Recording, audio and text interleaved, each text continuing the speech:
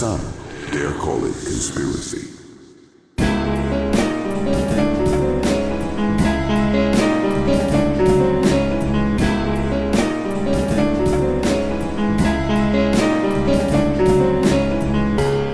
Welcome to the Some Dare Call It Conspiracy podcast, hosted by Brent Lee and Neil Sanders. After nearly 20 years exploring the world of conspiracy culture, we are taking our guests and listeners on a guided tour of the rabbit hole. Our mission? To discover where the truth lies. Hey initiates! Today, we continue our deep dive tour of one rabbit hole known as the Paul is dead theory.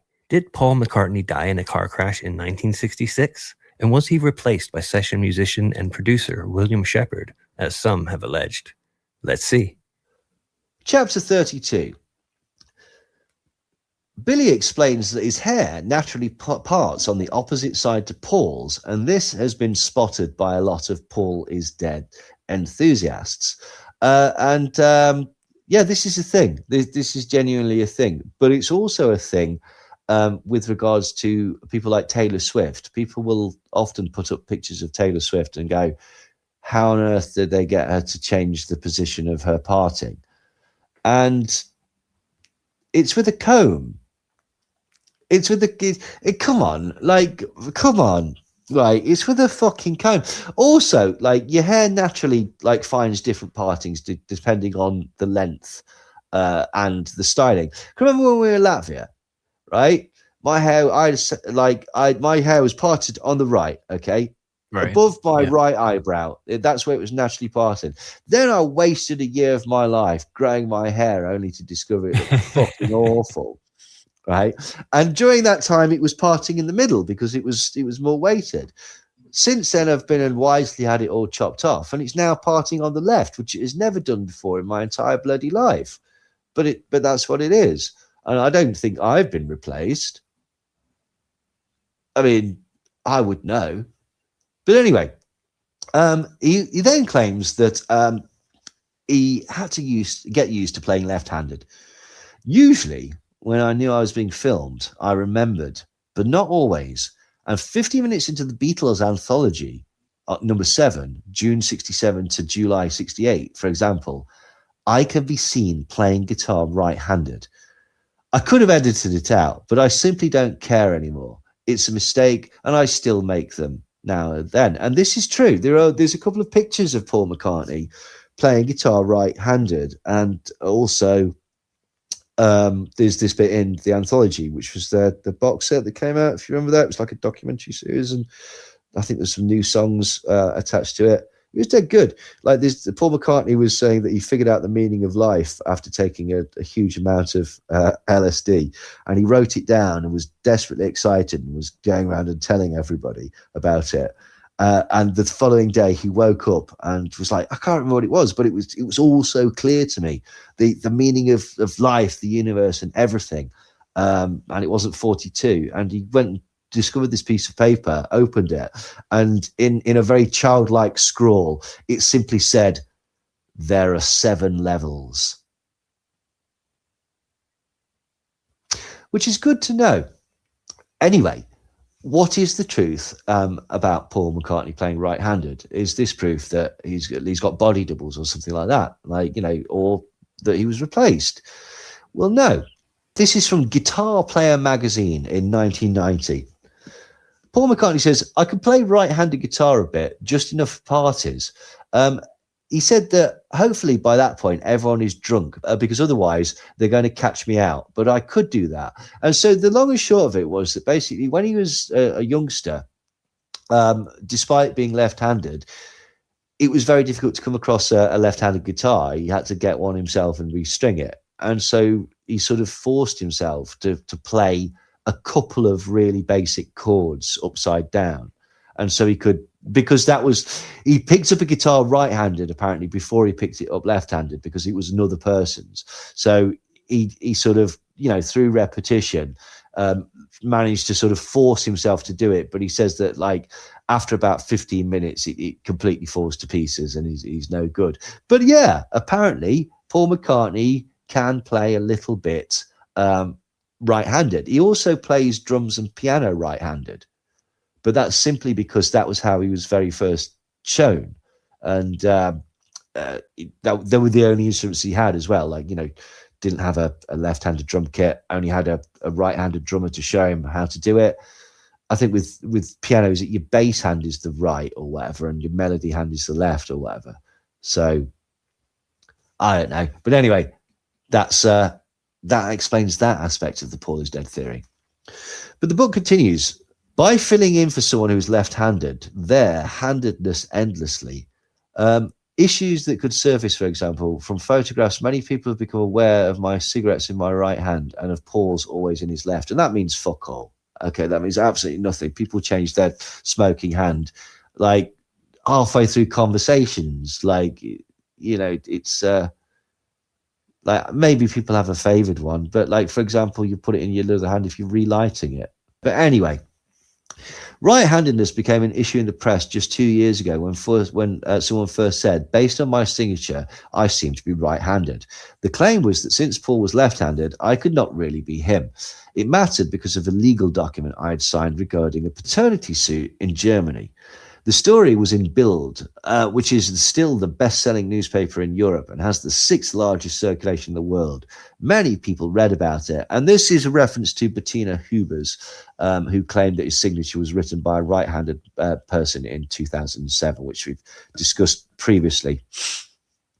Like those of many bands, members of The Who were all close friends of the Beatles, especially two of them, Pete Townsend and Keith Moon. Through that connection, The Who all became the Bonzo's new friends when I joined the Beatles. So apparently The Who are also in on this cover-up. And Keith Moon, famous Moon the Loon, famous imbiber of numerous drugs and drink and crazy times, has been entrusted with keeping this secret, apparently. And apparently the song Won't Get Fooled Again by The Who is obviously about the fact that they know that Paul is dead, which it absolutely fucking isn't. Like, Won't Get Fooled Again by The Who is, it's actually an anti-revolutionary song. It's about the political disillusionment where Pete Townsend, I think at Woodstock, basically saw all the hippies and were like, yeah, this isn't going to work. This is bullshit. You're all just talking shit. You can't mobilize yourself. You can't do anything.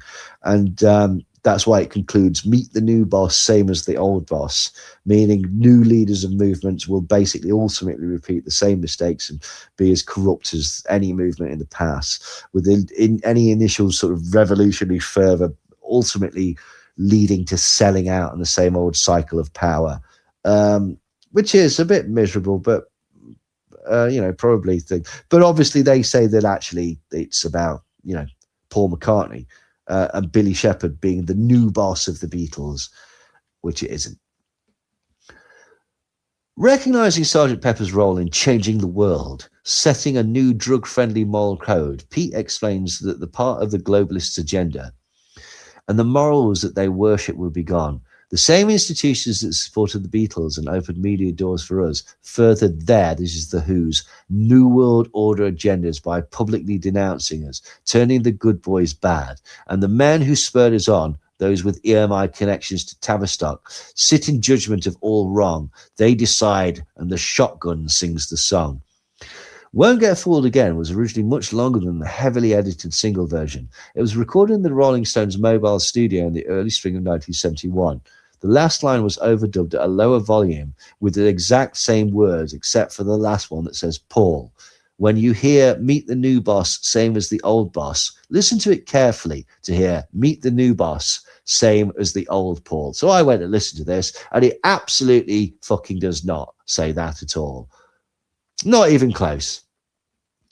The book continues. My facial injections and other alterations gave me a Paulish look, but one change that I did not make, you did not seem to notice.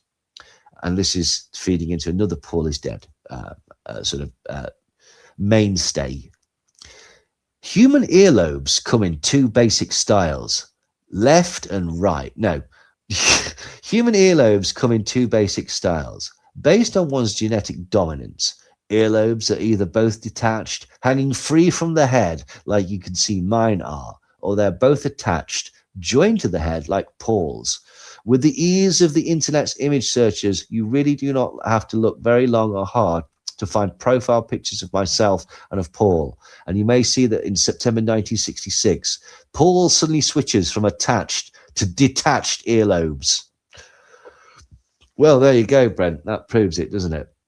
So this is a Paul is dead thing that apparently original OG Mark 1 Paul McCartney, his earlobes were attached to his head. And after September 1966, Paul McCartney Mark II, better, stronger, fitter, more productive. He has got dangly earlobes that are not attached to his head. And it's like, well, why? Let's just say that, let's forget everything, right? Why wouldn't you just stitch your earlobes to his face? If you've gone to all the other bother, and that is the case, why don't you just stitch them to the head? I mean, when you have, sometimes if you have like a facelift, they end up stitching them to your face and stuff like that, basically. But anyway, this is a point often discussed and scrutinized by proponents of the Paul is dead conspiracy theories. Although the answer to this is that perceived differences are largely attributed to lighting angle or photo quality. But it's worse than that, Brent.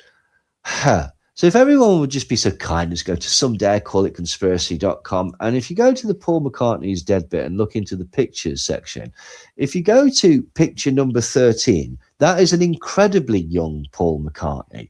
And what would you notice, Brent, about the about his earlobes on that particular picture? That's the one. I think that's when they were in the choir. Before they even had their Beatles. Yeah, before they've even got their Beatles mop top haircuts, right? Has he got attached earlobes, or has he got detached earlobes? Very clearly detached. He's got dangly detached earlobes, while John, on the other hand, has attached. Oh, there you go. But well, so okay, maybe that one's a fake one, or I don't know, whatever. There's another one just after he's had his Beatles. This, I believe, is around the time of Hard Day's Night. So again, if you're on the Someday Conspiracy, Call It Conspiracy website, go to the Paul McCartney's pictures and look at picture number 14. And again, you can clearly see a young Paul McCartney before 1966 with detached earlobes. Well, you're on the website. If you feel the need or would like to go onto our Patreon and sign up for that, you get loads of Twats episodes that aren't available to the public. And also just on our website, there's access to all our previous shows. So if you want to check those out, everyone will think that you've had loads and loads of girlfriends. And but yeah, so this is yet another aspect of the Paul is dead theory, that actually the most cursory check just goes, well, that's not true. That isn't true. Like, at no point did young Paul have attached earlobes. It's just utter shit. Chapter 33.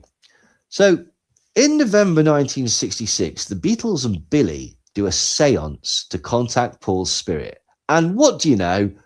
He turns up, which, I don't know, like, apparently, I'd have thought that'd probably be quite awkward, but they seem to get on quite well.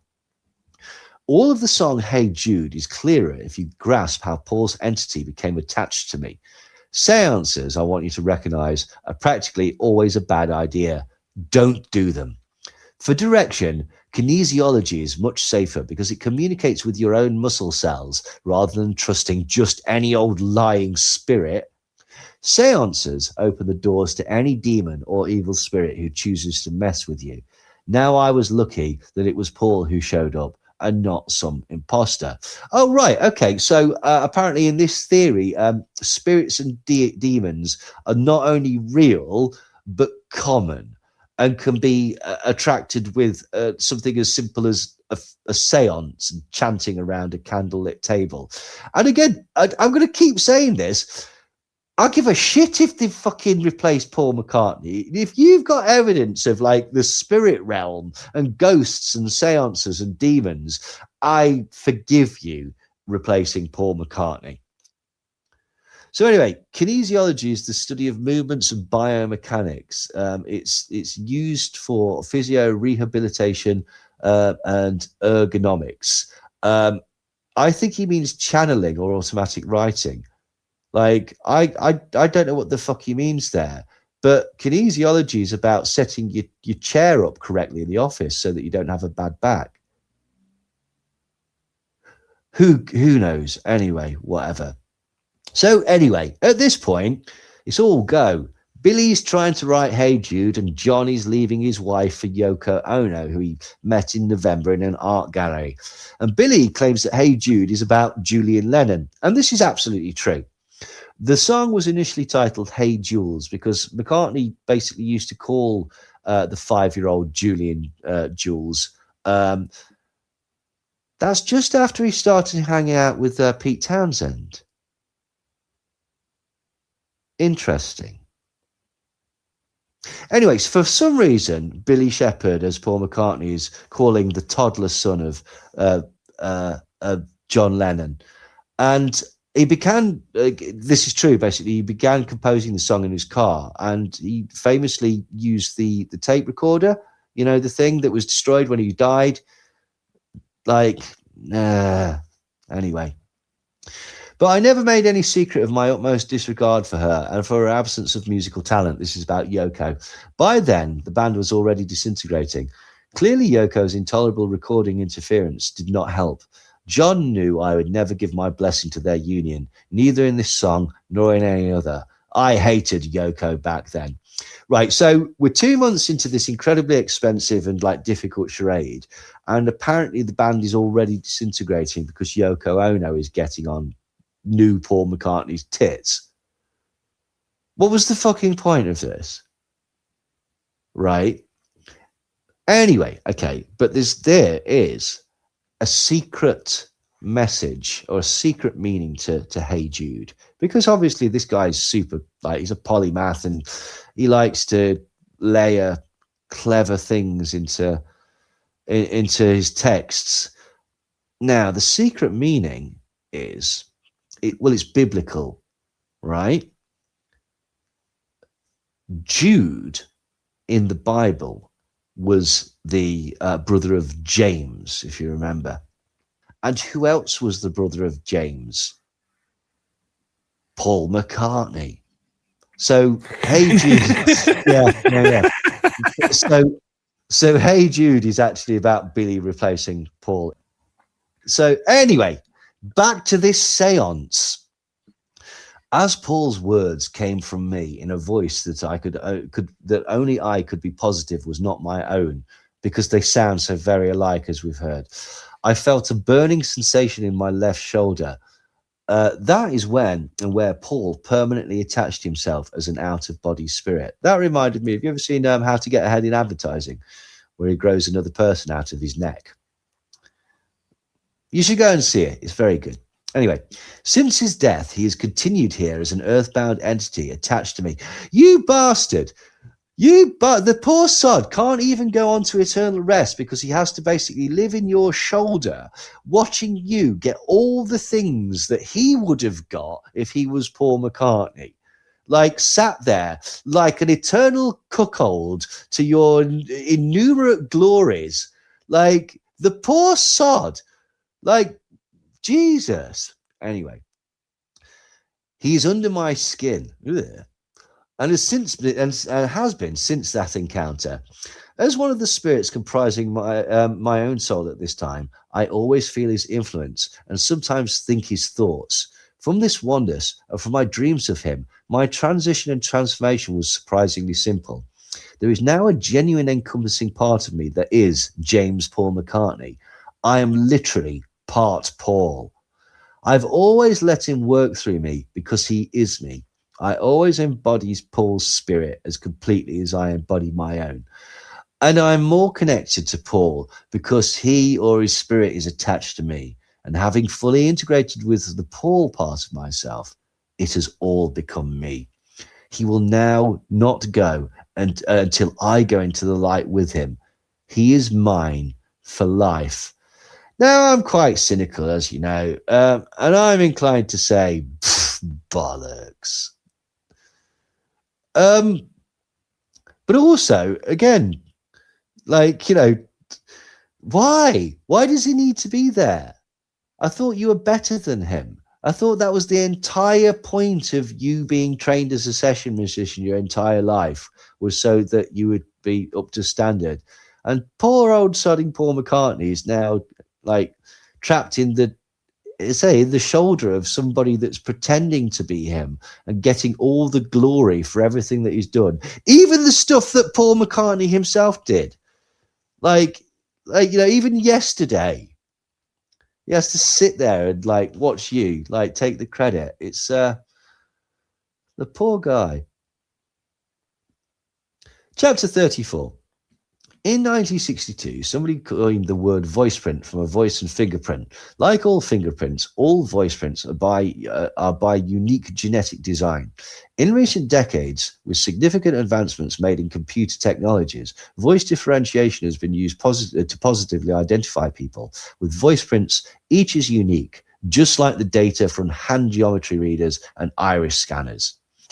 When the Paul is Dead frenzy broke out in the US in 1969, Dr. Henry M. Truby of the University of Miami used samples from Beatles songs to make sonograms, apparently with the hope of proving reliably that I am Paul McCartney.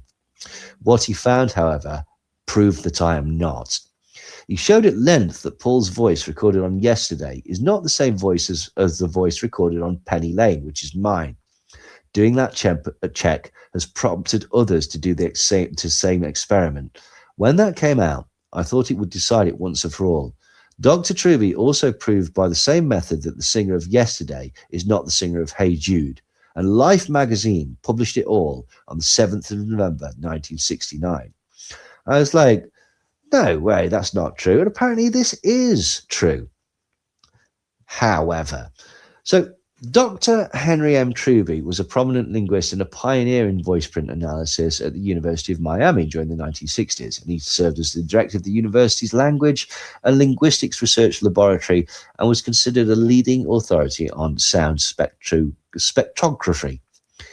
And this is true. Basically, he used a sound spectrograph and analyzed various Beatles records, specifically before 1966 and after 66, and he concluded that there was reasonable doubt that the voices attributed to Paul McCartney were produced by the same set of vocal cords, famously stating, I hear 3 different McCartneys. And this was published, as is said, in Life magazine, and it was also on television. But something quite strange happened.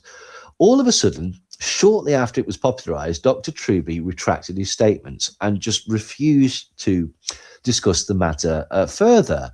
And obviously, this led to a lot of Paul is Dead theories, thinking that he'd been hushed, like he'd been either threatened or paid off. Now, prior to the Beatles controversy, he was known for his research into unique characteristics of infant cries, and he claimed to be able to identify individual babies by their voice prints at birth and then recognize them decades later using the same biometric patterns. And he basically was, at the time, again, the preeminent authority on voice analysis, and continued to work in that area. So he definitely knows his shit. So what went wrong? Was he paid off? Apparently, basically what had happened was he privately admitted to some friends that he'd basically kind of made a mistake when setting up the experiment, and he sometimes apparently blamed the poor quality of the source audio that he'd got, and so it had, I don't know, you know more about this, compressed the sound. It had altered it in such a way that it basically, to him, it looked like a different voice. but he then realized that actually he'd made an error, and so retracted it because he was serious in this field, and he didn't want something as frivolous as trying to claim that Paul McCartney was dead and had been replaced to like be the thing that he was essentially remembered for. So that, but also there's something that like you could settle this straight away then now, couldn't you? Because why don't we check Vivian Stanshaw's vocals against Paul McCartney's vocals and against Billy Shepherd's vocals? That would be able to prove it, wouldn't it? But they don't do that because it's bollocks. Anyway, apparently John was worried. Having heard that profound difference, you will understand why John, aware of the difference, feared everyone else would notice it too. Which again raises the question, why are you putting all these fucking clues into everything then? Like, either you want people to know or you don't want people to know. Anyway, chapter 35, Between Me and My Encoder, It's All Sixes, is not included because it is fictional, which is pretty rich because the entire thing is fictional. Chapter 36, Within You, Without You, is not included because due to its rich spiritual content, it is included in Beatles' Enlightenment. Chapter 37, Stoned to Hell, We Called the Press, shows the role that the Rolling Stones played with the Beatles and explains that some of their songs are about Paul being dead, and reveals that the connection between the murder of Brian Jones and the intentional news leak about Paul. It is not included here because it deals with Satanism. Chapter 38, More Satanic Murders. This is not included for the same reason. It explains the Beatles' connection to other satanic murders. That'll be all the stuff that we talked about in our Illuminati satanic music industry. And I'll put money on it that it's also got something to do with Manson murders, which were absolutely nothing to do with the Beatles, regardless of what Vincent Bugliosi said. Chapter 39. My new life became my own eventually as threats of consequences diminished. At that time, I had terrible anxiety about being detected and imprisoned for the Paul impersonation. I'm not going to say it, but you know what I'm thinking. I wrote more about having that intense fear earlier on when I revealed some dark secrets about the Rolling Stones. From the start, they knew the great Beatles secrets, and they did not seem quiet enough. They probably shouldn't have told them then, you silly sod. Not only did I, as Paul, create clues to show the world that I am William, but as Vivian Stanshall, I gave clues to show that I, the musical comedian in the gorilla suit, am Paul McCartney. I played the part of Vivian as well as I played Paul's part, but neither role was who I am. Now you can finally know who I am. The Paul role was something that I stepped into and reinvented as time went on. Make up your fucking mind. Those two paragraphs are on the same page. Like, honestly. Chapter 40, Two Pauls, is not included due to its philosophical content that made it better suited for Beatles' enlightenment. Chapter 41. So Billy explains that if you include Stuart Sutcliffe and Pete Best, the Fab Four and him, then the Beatles, check it out, Brent, the Beatles, were actually 7. Now, it doesn't actually explain why this is significant or adequately explain what this has got to do with anything, but he does make it clear that the Beatles are 7. And it was at this point that I noticed that the chapters were getting significantly shorter and that I got the impression that the author was seriously running out of ideas, but was determined to stretch the book out to 666 pages to excite Muppets. As if to prove my fucking point, chapters 42, The Beasties Number, and 45, 666 999, are excluded because of their references to 666. Chapter 42 shows how 666 is the sum of the Beatles. Chapter 45 explains the meaning of the band name Wings. Chapter 43, Till Death Do Ye Paul, and Chapter 44, Sir William, were pulled because they did not contribute substance to the theme of the book. Then why were they included in the first place? What the fuck is going on right now? Is he? Well, they're just... He's listing chapters that are not in the book, so therefore you're not at chapter 40, Well, whatever. if you remember, the other ones aren't in the book. Well, if you remember, What? though, we've got the slightly abridged Billy's Back version, which is I thought this was a sequel. no, no. It's basically because like printing a book and shipping a book that's 666 pages will probably cost more than the fucking book itself. So wisely, particularly because he's self-publishing this and putting it out through Amazon, like he did versions where a lot of the repetition was cut out. I mean, I'll be honest, I've really slimmed this down. There was so much repetition, there was so much bollocks about lyrics, and there was so much filler in this book that it was ridiculous. That's why we did the thing with the lyrics earlier, and why, you know, we're skimming things, certainly. Chapter 46.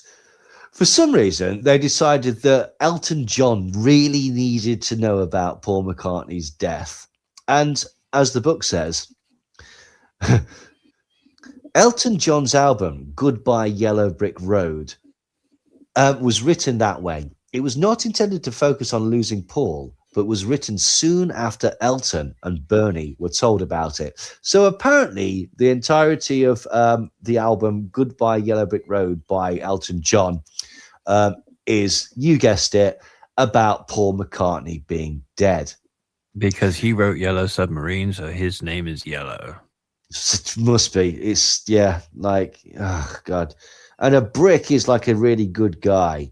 Like, you know, he's such a brick. And he died on a road. Oh, actually, right. Yeah. Yeah, there you go. Yeah, it's all working. It's all coming together. In 1970, Elton released Your Song. Rolling Stone magazine, its 1970 review of the Elton John album, described Your Song as a pretty McCartney-esque ballad, delivered in a warm, intimate, and wonderfully sympathetic tenor. But and this is from the book, being impressed with Elton's song, Beatle John decided to meet him. They met, but were not close friends right away. The friendship grew a couple of years before John and Yoko confided in Bernie and Elton about Paul's death and about working with me. And it's like, hang on, that doesn't make sense. Like, you're getting caught up in your own bullshit, right? Because Lennon met Elton John in 1973, and if he waited 2 years to tell him about the Paul is dead thing so that he could write Yellow Brick Road, Goodbye Yellow Brick Road, that would be 1975 at the very earliest. But Goodbye Yellow Brick Road came out in 1973. So this is another thing that the author has badly researched and doesn't work.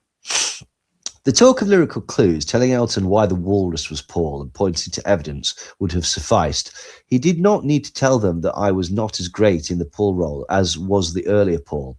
It prejudiced them. Soon after John and Yoko revealed all to Elton and Bernie, Bernie began working on lyrics for their Goodbye Yellow Brick Road album with Bernie's lyrics. Elton wrote the music. The album begins with the haunting funeral for a friend.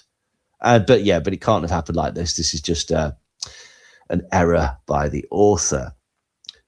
Chapter 47 is called Sunday, Bloody Sunday, and chapter 48 is called Thank You, Sunshine, and chapter 49 is called Across the Universe.